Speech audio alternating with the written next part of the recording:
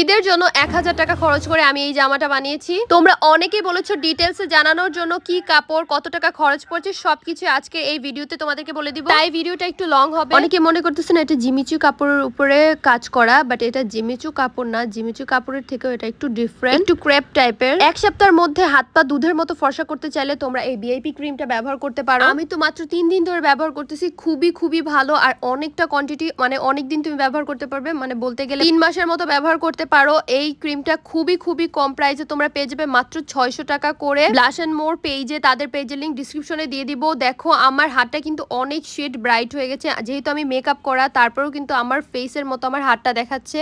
আমি 3 দিনেই অনেক ভালো রেজাল্ট পেয়েছি। তোমরা যদি রেগুলার ব্যবহার করো তাহলে এক সপ্তাহের মধ্যে একদম ধবধবে হাত পা পুরো ফুল বডি ধবধবে ফর্সা করতে পারো। অরিজিনাল প্রোডাক্টই তোমরা ব্লাশ এন্ড মোর পেজে পেয়ে যাবে। এই কাপড়টা কিন্তু তোমরাও চাইলে অনলাইন থেকে পারচেস করতে পারো। আমি নিয়েছি গ্লিটার গ্ল্যাম পেজ থেকে, তাদের পেজের লিংক আমি ডিসক্রিপশনে দিয়ে দিব। আর এটার গজ পড়েছিল 300 টাকা গজ। এখানে মোট 2.5 গজ কাপড় আমি নিয়েছি। কাপড়টা এত সুন্দর আর অনেক বেশি গ্লসি। আর এখানে হচ্ছে আমি লেস ব্যবহার করতেছি। তোমরা তোমাদের পছন্দ অনুযায়ী গোল্ডেন টাইপের লেসও ব্যবহার করতে পারো। এই কাপড়টা একটু হোয়াইট টাইপের গ্লেজ দেয়, তার জন্য হচ্ছে আমি হোয়াইট লেস ব্যবহার করেছি। তোমরা চাইলে গোল্ডেনটাও ব্যবহার করতে পারো, অনেক ভালো লাগবে। তো এখানে আমি 2টা লেস ব্যবহার করব। তো আমার হাতাটা কিন্তু মুহুরি অনেক বড় করে দিয়েছি, যেহেতু আমি যে মডেলের ড্রেসটা দেখেছি তো সেখানে কিন্তু হাতার পানাটা অনেক বড়, মানে হাতার মুহুরিটা অনেক বড় করে দিয়েছে।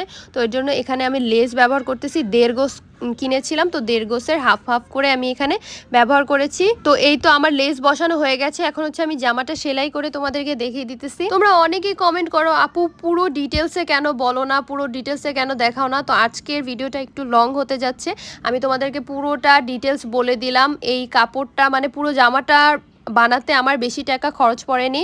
এর ভিতরে যেই সালোয়ারের কাপড়, তারপর হচ্ছে ফলসের কাপড়, ওড়না, সবকিছুই কিন্তু তোমরা গ্লিটার গ্ল্যাম পেজে পেয়ে যাবে। তো এই তো আমি পিছনে কিন্তু ফিতা দিয়েছি, পিছনের ফিতা সিস্টেম করে দিয়েছি। এই দেখো খুবই সুন্দর লাগতেছিল পিছনে।